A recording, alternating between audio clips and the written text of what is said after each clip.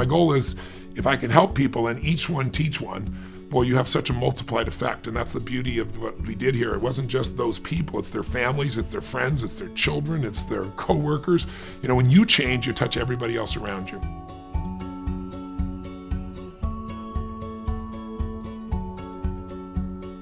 I really just wanted to do this film so people could see how anyone can change their own life, and how dynamic it is, how rewarding it is, and that it takes guts, it takes courage, it takes truth, it takes honesty with yourself. But that there are processes you can take yourself through that literally will transform every aspect of your life. And my hope is that the film will produce a hunger in people to say, I won't settle. You know, most people in life settle. They settle for a life far less than what they deserve or that they desire. And in the beginning of our life as a young person, we have these big dreams and goals, and then we all have massive disappointments. And what it does is, over the years, it puts a weight on people until pretty soon they don't dream that big anymore, and they tolerate it. And I always tell people, you get what you tolerate. You get what you tolerate in yourself. You get what you tolerate in the people around you. And I'm hoping the film inspires you, those you watching, to say, hey, it's not just about those people, it's about, what do I want for my life today? You know, who do I want to become? What do I want to give? What do I want to deliver? What do I want my life to be about? And an environment like this wakes you up so you're no longer sleeping, gets you to feel fully alive, and also connects you to people who will be dear friends and people that you'll love from all over the world, who will tell you the truth, not to try to call you on it, but because they respect and love you sincerely.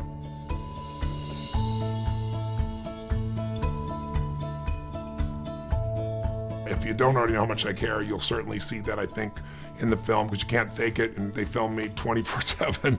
I mean, we had, I think, 14, 15-hour days, which we usually do, but they were there seeing us working hours and hours into the night after the event. So you see, I think, the devotion, the dedication, and the caring. You know, I could do all this with my pinky. I've done it enough times, but I over-prepare. I think most people don't realize how I over-prepare, and Diane knows, my creative team knows, that we lay out all these sequences and syntax of what I'm gonna do, and then I get up there and the whole thing changes. But I still over-prepare because it's like activating my brain. You can have, you know, knowledge or skill and not actively use it. And I'm always reassociating myself to the most important things so that when I enter that room, whatever people need, I can deliver. And I think the third thing is, people don't know that I'm fairly entertaining or funny, and I'm an emotional guy. So I think you get pieces of all that in the documentary.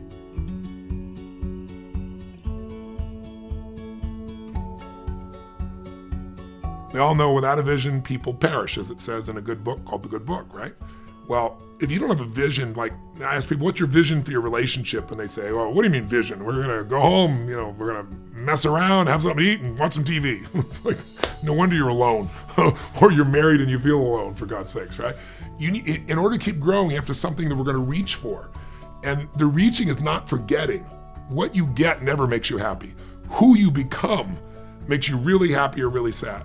And so I really believe you need spiritual vision. Maybe the most important gift we can give this planet is ourselves at our best every single day. Because from that place, right action comes naturally when you're in a beautiful state. Wrong action comes when you're pissed, worried, fret. You see the worst in people when they feel fearful, sad, angry, weird, like a cornered rat about things inside their head. They lash out, they do things that they're gonna be embarrassed by. I'm sure you've done those, I have too in the past. But your past doesn't equal your future unless you live there. So maybe leave this today with this decision that says, I'm gonna refine my spiritual vision, but part of it's gotta be living in a beautiful state every single day, no matter what.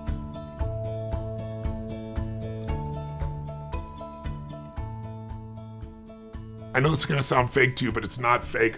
What you see is what you get. I don't have bad days. I have bad moments, but I don't have bad days.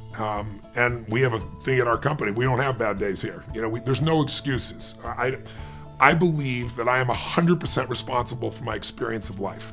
And until you make a decision that says, I'm responsible for whatever I experience, now I'm not responsible for the government, I'm not responsible for what someone else does, and that might affect my life a bit. But affecting my life is different than my full experience of life. You can lose an arm or a leg and still have a beautiful experience of life, or you can, you know, lose, you know, $1,000, $10,000, and you can have it ruin your whole life, right? It's all up to us.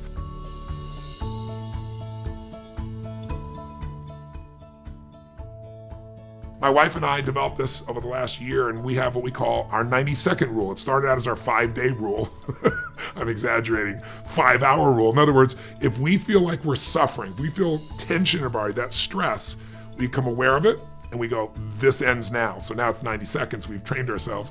And what we realize is life's too short to suffer. Life's too short to have bad days. Life's too short to have bad hours. Maybe you have a bad 90 seconds. And it's only bad because you're thinking about something you lost or you could lose, or there's something that's outside your control, or something that might never happen. And all you have to do to exit that is exit focusing on yourself and find something to appreciate.